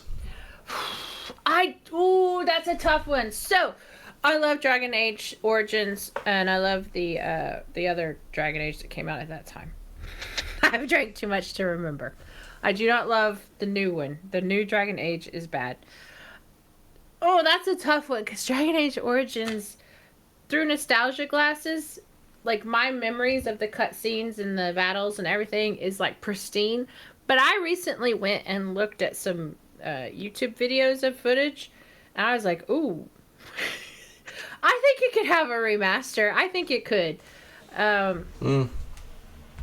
Because... Oh, that brings up a really good point. I don't know if it was successful with current BioWare. Oh, yeah, there's been some stinkers that have come out recently. Ha! I do like what Danker says, so. If they get rid of spiders, success. I agree. Yeah. Okay, all right, let's move on. I think it could save BioWare, personally, but that's just because I had a crush on one of the companions. So. Fine. I'm going to pair these next two games together, and you'll understand why I do it. Okay. Two different games, but same developer. Morrowind and New Vegas. Oh. Okay. Yes, I am very biased on these two. Morrowind absolutely needs a remaster. It has been remastered, actually. Mm-hmm. I think it needs a remake in the Skyrim engine. That's just me. New Vegas it's also had a remaster. I love New Vegas so much. I do wish they'd clean it up just a little bit. It is very of its time visually, but to be fair, if you play New Vegas, it doesn't how do I say this? It takes place mostly in your head anyway. I know it's a weird thing to say, but it's got such a deep storyline that you're almost playing a visual novel in a way. Sure. Because of the dialogue with everyone and all this kind of stuff. But I would like to see it cleaned up a little bit, even more than the last remaster they did. Okay. But that's Morrowind, success. Fallout, New Vegas, probably success. Do I think either of them need a remaster? Hell no. I think Morrowind? I think half the appeal of them is the charm of them at the time. There is a charm to the clunky polygons, yes. Okay, this next one, I don't care. I'm laying my cards out. It would be a success, but it's a stupid, ridiculous, pathetic waste of time. Red Dead Redemption 2. Oh, no, it's fine. It looks great. Exactly my point of why it's a waste of time. It looks great. Yes, I love that game. It doesn't need a remaster at all. It's not even close to that treatment. It's still beautiful. Yeah. I love that game so much. So dumb. Anyway. No.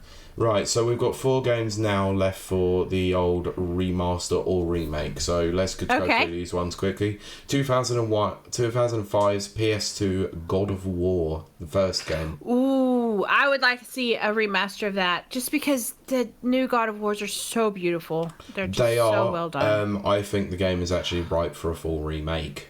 Yeah. I'd be on board for a remake. I think a full remake. Yep. Not in the same combat engine, but actually the classic... classic way done by Platinum Games would be perfect. Danger says success, and Dennis says honestly that would be good to do. Assassin's Creed 4 Black Flag. People have been asking for a remake for it for ages. Yeah, it just needs to be redone. I think it's more of an inevitability at this point. Yeah, the idea behind Black Flag is good. The execution, not as great. Mm-hmm. So, I like pirate games. Give me a better one. Sure. You know? Remake or remaster, so you can choose either one. Far Cry, the first one. Yeah, I would like to see it remade. I enjoy Far Cry. I would like to see it honestly, I think at this point of the series, it'd be pointless to remake or remaster it. I don't think it would be successful at all. I think it would be successful, but it would be mid-successful because it's so old at this point, and they couldn't bring anything new. It would just be like the other Far Cries, but I love Far Cry. So, you know. So for me, it would be a success overall. Yeah. You know. I don't know why they've included this game. I don't know why specifically one version of it. What's that? I'll get to that. The Legend of Zelda Ocarina of Time 3D. Why the 3D version, the 3DS version? Yeah. Why not just the N64 version? Now, see, I like Ocarina of Time. Mm-hmm. It's one of the very, very, very few N64 games that I actually like. I didn't like that era in gaming. I didn't like... And yes, I was a PlayStation girl, but there's a lot of games that came out on Sony that year, or those years, that first era. I didn't like it. I don't like the polygon look. I hated it. It's hard to go back to now. It's very hard to go back to. But Final Fantasy VII and Ocarina of Time, I don't have any problems for some reason going back Excuse me, Ape Escape is still a beautiful looking game. But also Tomb Raider. Tomb Raider was great too. Oh yeah, like even though it's polygons and everything, but I went back, you know, when they did the re-release or whatever, and you can look at the old game. I like it still. There's still that's so weird. I don't like much else from that era. Yeah. Anyway, that's just me. That's probably true. I'll be honest. Any Ocarina of Time remake or remaster is 100% a success. Mm-hmm. Yeah, no, 100%. Yes, yeah. Absolutely. Anyway, I don't think they need to do it, but yeah. This was awesome, so thank you for sending this over, Brent. I think, obviously, we've gone long on it, and we've gone long on the Halo story as well. We've got other stories that we do need to cover, but this was just fun, because I'm afraid to say it's all downhill from here, so let's... I know. I'm going to chuck through this one. I'm not meaning to not give it the gravitas that it is, but we've gone long already, so that's what she said. That's what she said. So... unfortunately, we now have to move to the section of the show that talks about layoffs. Yeah, I wish we had a jingle, but that would also be sad. I think that would be a bit in bad taste, if I'm honest. Yeah, I'm not good at knowing what's bad taste. No, so let's talk about this one. So this was announced earlier this week. Square Enix has announced layoffs across nearly all areas of its Western business in an all-hands meeting on Thursday. In the video call to staff outside of its home country of Japan, including those based in Europe and America, Square Enix president Takahashi Kiryu said that the company was implementing overseas structural reform to create a more lean and agile business abroad. So where does it say? So there'll be it says it's implementing a fundamental restructure of the overseas publishing organisation. Details of the restructure will be shared at a later date. Staff were told, however, it's confirmed roles would be cut and employees would be required to spend more time working in the office. So it's understood that roughly around 140 people in Europe were, quote, at risk in London alone. Oh dear. So, yeah, and I've been seeing a lot of tweets going out of people saying, oh, yeah, my job is at risk and all that sort of stuff. So, yeah, this is not the first time this happened to Square Enix, unfortunately. It's you know, we all remember what happened with the old Crystal Dynamics and stuff like that when they decided that they'd spent too much money on Western businesses and were like, right, we're going to scale this back and focus solely on Japan again, and then sold all those IPs off to balance the books. So, yeah, this kind of sucks, really, especially since Square Enix was saying, yeah, we're going to focus more on putting out on multi-platform releases. We're not going to cover, like, platform exclusivity and stuff like that, but now they're doing this as well, so clearly there's something fundamentally wrong at Square Enix. Now you can understand why I said that some of the games wouldn't be a success if they were remade or remastered. It's true. Things aren't going well over there. So yeah, so that's a shame. We're going to cover one story in particular detail a bit more because it leads into something else, but we'll cover these two relatively quickly because they're linked. NetEase Games, if you remember who NetEase are, they've now closed 2 studios. So let's go with the first one was Watch Dogs developer Bad Brain. Oh, right, yes. So in a matter of weeks, a third studio has been closed. So Toronto-based Bad Brain Games, which was formed in 2023 by former Ubisoft and Watch Dogs Legion developers, announced that Wednesday it is due to shut due to being unable to find a new publisher. Said they posted a brief video of its in-development game Midnight Riders and called on any interested investors or publishers to reach out to potentially save the project. Quote, it's with a heavy heart that we share that Bad Brain Game Studios will be closing its door. The last official day of operation will be November 17th, so next coming week, I believe. Despite our continuing efforts to find a new partner for the project, a path forward has yet to materialise. Deeply grateful for NetEase Games for their support and for giving us a runway to explore every possible opportunity. Yeah, okay. Basically, like, yeah, such a shame. But then, not long after that, what was it? Former League of Legends and World of Warcraft designer Greg Street announced on Monday that the studio at Fantastic Pixel Castle will close this month, barring a last-minute rescue from potential investors. So they were funded in 2023 to create a quote modernised fantasy MMORPG codenamed Ghost. Oh, interesting. Okay. So that's another MMO that's taken a plunge, unfortunately, from yeah. So they're closing their doors as well on November 17th. Street wrote on LinkedIn. Whilst there's still a chance that we can secure funding after that date, it will depend on how much of the team remains. So yeah, NetEase are also suffering the pinch, which is weird to say, but hey, look, it's the nature of the video games industry at the moment. Unfortunately. Honestly, I didn't want to have to rush through those stories, but there's one story that happened this week that I think is a hell of a lot bigger. Okay. As a result.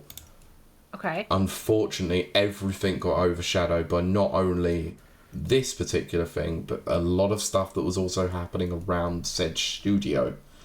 Okay. GTA 6 has been delayed again. Oh, yes. I did see that. Yes. Oh, yeah. Well, I think we knew this was coming. Yeah, so, that's not a surprise. Quote, so Rockstar put in a statement on X, "Hi everyone, GTA 6 will now release on Thursday, November 19th, 2026. They've given themselves another year, or another 6 months. We are sorry for adding additional time to what we realise has been a long wait, but these extra months will allow us to finish the game with a level of polish that you come to expect and deserve. We want to thank you for your patience and support, and while the wait is a little longer, we are incredibly excited for players to experience the sprawling state of Leonida and return to modern-day Vice City." So, Strauss Zelnick added that Rockstar Games will now release on 19th of November 2026, and we remain both excited and confident that we'll deliver an unrivaled blockbuster entertainment experience. Anyway. I mean, hopefully? Corporate crappy speak anyway, but let's get into it, because there was a hell of a lot of allegations doing the rounds that people have been losing their jobs at Rockstar Games across the world. Right. And this came to be after a after a chat was posted in a certain WhatsApp group that I'm in with Mike and the EGX crew. Right. So I want to thank Richard Stokes, who's hoping to get on the show at some point, for posting this link in, because this comes from the GTA forums. Unfortunately, give me a second because my plugins are being a pain in the arse. So pause this. So sorry, I've loaded up the page and my ad blocker is just being a pain in the arse. So basically, let's just get into what this statement says on the GTA forums. I think it will explain everything as what we think is going on at the studios at the moment, and then we can delve a little bit deeper into it. So, hi everyone, Rockstar employee of many years here. Understandably, I want to remain anonymous due to retaliation from the company, but I may be willing to verify I'm an employee with at Spider-Verse via DM if required. So that's the person who obviously hosts on the forum. I am also a member of the union. Right. This is going to be important, so remember that point. I have been reading a lot of discussion on here and everywhere about the firing of more than 34 of my colleagues last week, 31 in the UK and 3 in Canada.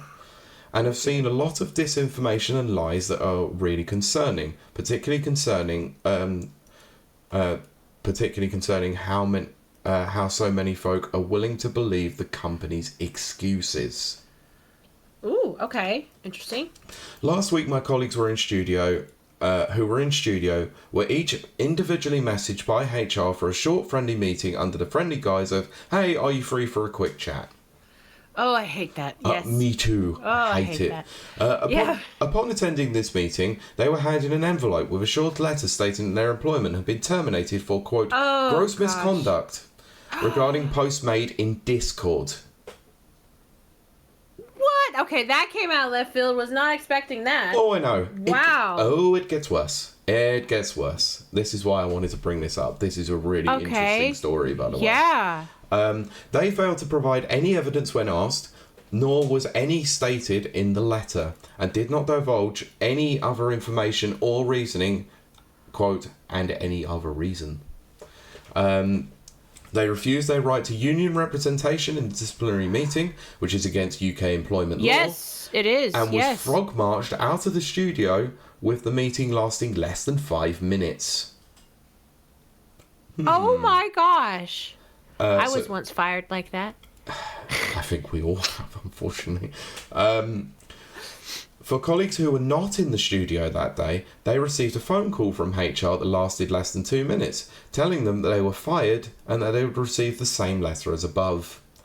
I am aware of one employee who had a panic attack at this moment, and HR hung up on them during this panic attack, not caring at all about their well-being. No, they don't care. They don't. They don't care.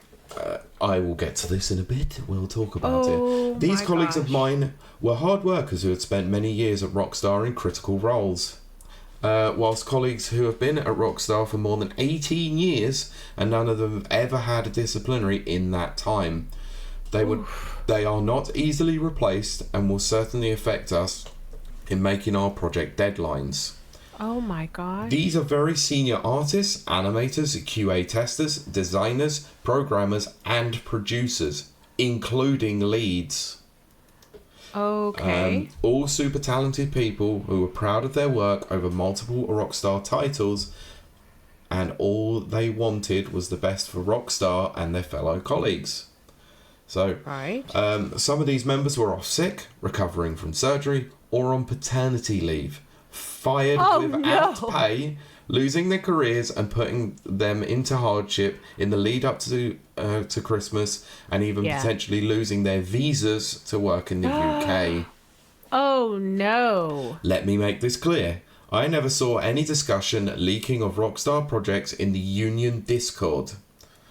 The only ever discussion was around unionisation efforts and the working conditions at Rockstar. The Discord wasn't public. It was a private Discord group that only contained Rockstar employees and the IWGB union officials. Oh Oh no. Oh no. And this is getting to the Rockstar. crux of the issue, I'm afraid, because they say in any uncertain terms, this was union busting and nothing Yes, else. it was.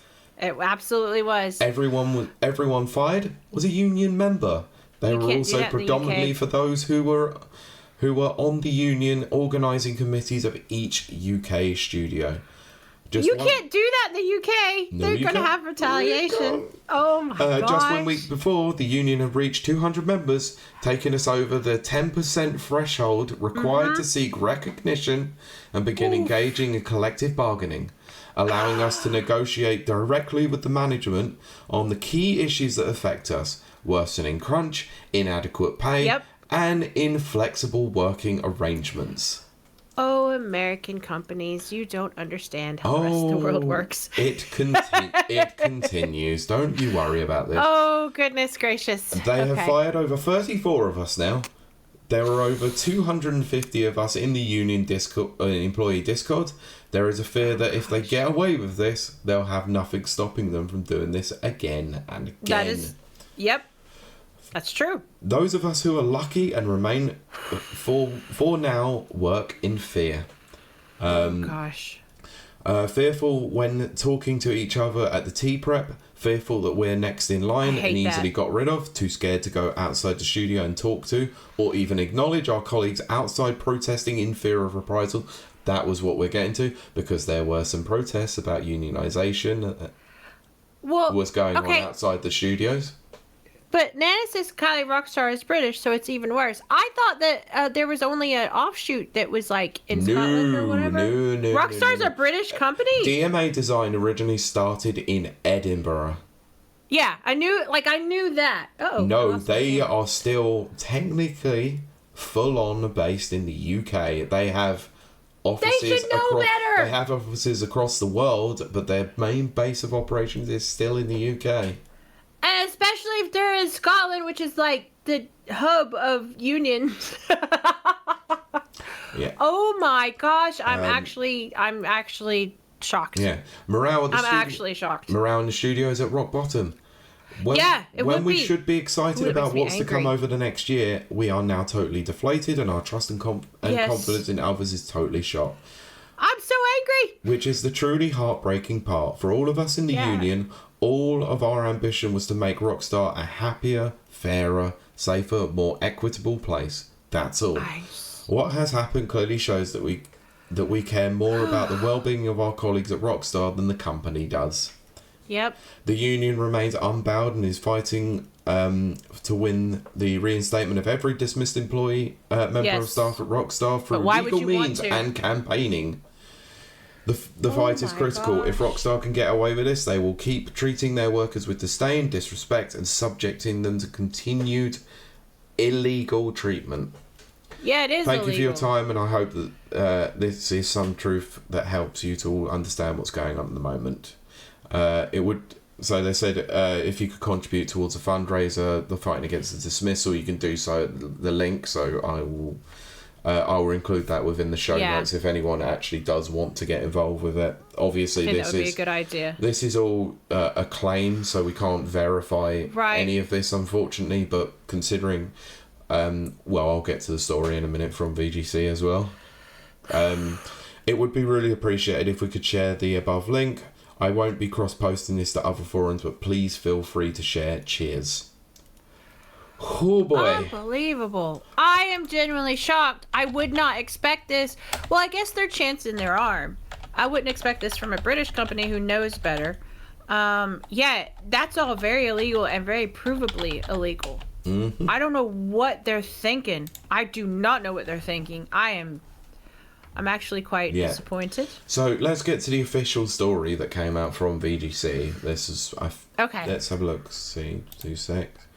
So the news of GTA 6 got delayed around about 9 o'clock in the evening. This story actually dropped earlier in the day on VGC.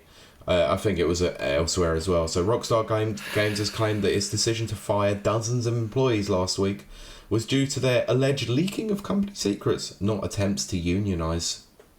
They'd have to be able to prove that. So last week, the Independent Workers' Union of Great Britain, the IWGP, claimed that Rockstar had fired 30 staff across its offices in UK and Canada. We obviously, as we learned, we are not going to cover that part. So in a strongly worded statement, the IWGB called Rockstar's move a, quote, brazen act of illegal union busting. Yes. President Alex Marshall accusing the company of a, quote, calculated attack on workers, organising for a collective voice and to improve their difficult working conditions. So a spokesperson from Take-Two denied this last week, saying that the employees were fired for, quote, gross misconduct and no other reason, but didn't elaborate on this. Now, Bloomberg has received an updated statement from Rockstar in which the company claims the gross misconduct in question revolved around the sharing of company information in a forum that included non-Rockstar staff. So, quote, last week we took action against a small number of individuals who were found to be distributing and discussing confidential information in a public forum, a violation of company policies. This was in no way related to the people's right to join a union or engage in union activities. Of course, they would say it's legal. Of course. It's very illegal. So, no, this is also because of the fact that they, they had to put this out clearly as a, quote, legal statement, the IWGB President Alex Marshall has strongly dismissed this explanation, maintaining the union's eyes, in the union's eyes, the Rockstar engaged in union busting. So, quote, Marshall said that Rockstar was, quote, afraid of hard-working staff privately discussing exercising their rights for a fairer workplace and a collective voice, adding, management are showing that they don't care about delays to GTA 6 and that they're prioritising union busting by targeting the very people who make the game. That's a good point, actually. Yeah, so this is the second notable recent incident involving the IWGB. Last week it was said to be filing multiple legal actions against Mind's Eye studio builder Rocket Boy over claims of disastrous handling of redundancies. Also an offshoot from Rockstar because they It is, yeah. Which is, unfortunately, the sad irony of this story. I hope this is like the workers rise up. I really do. I'm so angry at this story. Yeah. I'm so angry. Me too. Oh my gosh. I think this is absolutely disgusting. I think unions have a place. They very much have a place. And I the reason why I say that is because I come from a land where unions have very little power. Very little. I come from a state called a right to fire state. Yeah. What does that mean? They can fire you for any reason. Any reason. They don't like the shirt you wear. They fire you. They don't have to give a reason. They just fire you. They don't like your haircut. They don't like the cut of your jib. Yeah, they didn't like that I didn't cry because my mom passed away. Yeah, that's why I got fired, by the way. That's pretty gross. They were like, well, we thought you were faking because you didn't cry. Okay. And that's why I was fired. So I come from a land where that is awful. That's awful. So to hear... Shocking. So I'm very supportive of... My point being, I'm very supportive of unions. And to hear this coming from here, not realizing that Rockstar was a fully British company, I just can't. I can't support that. I'm not playing GTA 6. They can kiss my ass. That was actually where I was going to lead to with this. Is now are you going to go? Are you going to buy it? Nope. I wasn't going to buy it because I fear this is going to be $100 game anyway, or £100 game. But I still can't support this kind of stuff. I defended, and I use that very loosely, defended them during the whole crunch thing because I was like, look. Again, stressing, I'm an American worker. We put in 14-hour days. I definitely served my time working 14-hour days. And you'd get paid for it. Yeah, you get taxed, but you still make a lot of money. You just do. Crunch culture is just American culture. So when the whole crunch thing came out about Rockstar, I was like, it's not a big deal. It is what it is. It's part of tech. It's part of video games, It's just life, Crunch happens, like, when you get close to meeting the end of a project, you just have to do it. Yep. Oh, I agree, Nana. Now, I agree. It's going to be 100% just my personal stance, my personal principles. Yeah, of course. Yeah, because, he says that this is one of those times where boycotts will do nothing. Yeah, it will has do a nothing. chokehold on normal people. Yeah.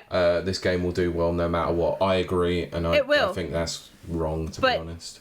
I'm going to pull a card from Pete's stack and say I'm standing on principle. Yep.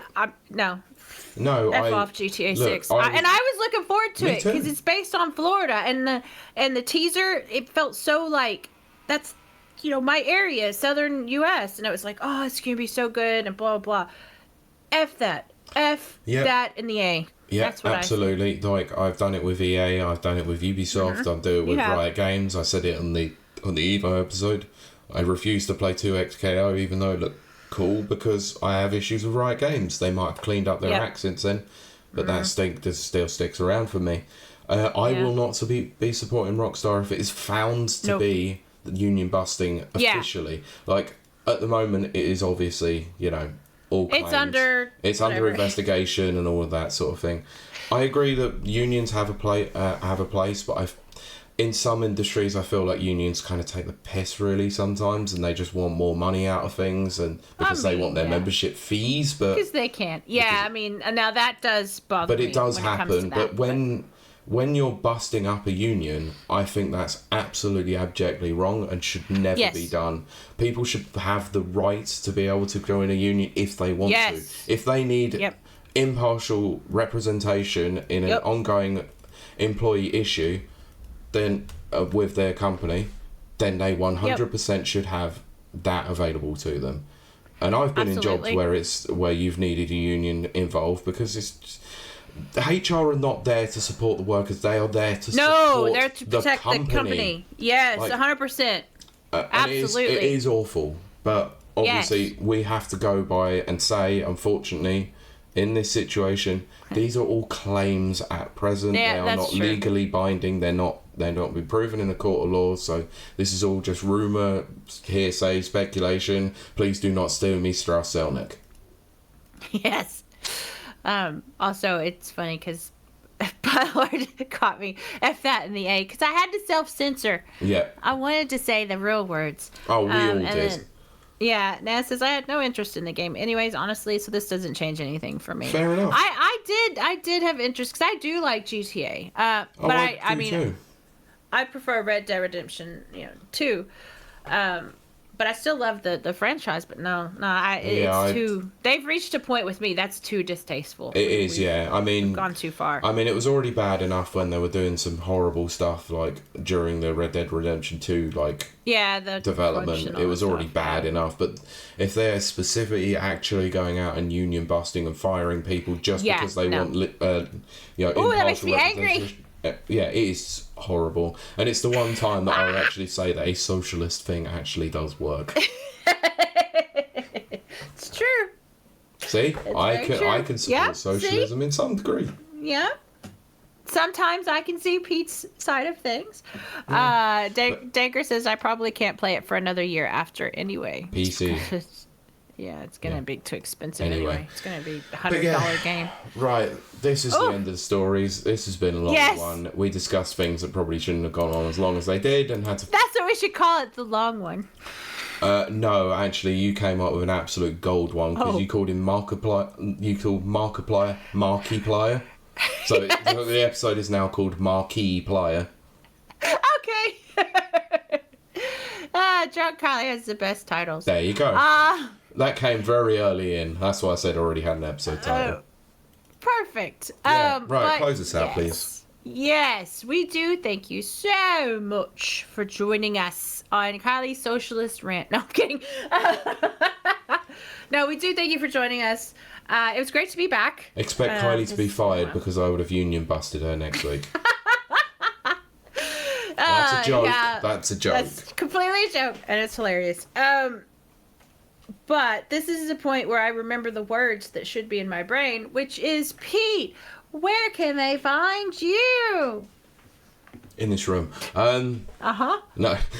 You can find me dealing with social media to some degree in a minimal scape Because I ain't touching it. Screw that. But mostly you can hear me on other podcasts. Shock horror, I know, it's absolutely disgraceful, but no. What? No way. The Never Watchers is the place to go for that. We just released an episode a couple of days ago on the newest part of the series of Never Watchers Does the Movies, where we covered an Irish classic. I say an Irish classic. We covered an Irish film, The Banshees of Inisherin.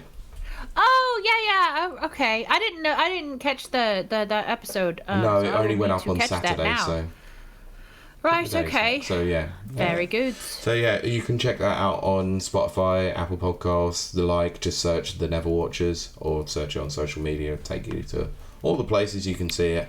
YouTube to be confirmed at some point soon. Hopefully. Woo! Oh, that would be good. Yes. Most of my stuff, I watch most everything on YouTube. Yeah, we found that quite a few people do the same, so we want to try and get it as many places as we can get it. So we're working on that at present. It's a big project, unfortunately. It's going to take a while. Yeah. No, it will. So, yeah. Yes. Kylie, where can they find you? Your streaming, your YouTubing, and all that sort of stuff. I do streaming over on twitch.tv/KILEY_WILDE. The radio station, the choice of a new generation. But right now I'm not doing themed things. Well, actually we're out of Halloween, so I might go back to Mondays are our Mayhem Mondays, where I play FPS games. Wednesdays are our Weird Wednesdays. Brent has recommended a game that is probably what's going to show up. And then Fridays is Frightening Fridays. And actually I found an old request that Danker had that I'm probably going to be doing on Friday. Which means that, yes, you can request me to play games, especially games that make me angry and want to punch the screen. But, which would mostly be puzzlers. But if you're out there, you're listening to this, and you're just looking for a place to chill, we've got a great chat. It's all the people that are in this chat. Great community over there. They will accept you. You can be as weird and wonderful as you want. They're all right. Yeah, they're all right. We have one rule to rule them all, which is we just don't, crap on other people and make them feel bad. Don't be a dick. Don't be a dick. And that's all you have to remember. As long as you're not a dick, you'll be fine. And then, of course, as we're coming into the holidays, and you'll hear me say this probably every episode from here on out to the end of the year, I will be playing all day on Christmas, possibly all day on Thanksgiving. It depends. For the people out there who don't necessarily have family and friends or don't have them immediately around them, because I don't. So we'll do that. We'll keep everyone's spirits up because this is a rough time of year for quite a few of us. But that's, we're here to make everyone laugh and have a good time. Christmas Day, I'll be cooking, so I might put some of the streams on just whilst I'm cooking some dinners. Hell yeah, that's fun too. But that is going to do it for us, at least for this point, which means we will see you and talk to you next week.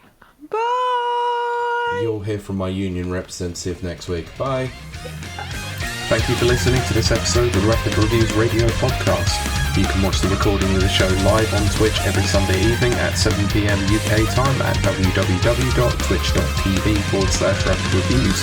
You can also watch the podcast on YouTube, search Rapid Reviews 5534, and you can also watch the video version of the show on Spotify, just search Rapid Reviews Radio. Don't forget to give us a thumbs up, a rating, or a comment on this episode. You can also follow us on Twitter at rradiopod, as well as on Blue Sky at rrradiopodcast.bsky.social. Also be sure to visit rapidreviewsuk.com for all the latest reviews and previews.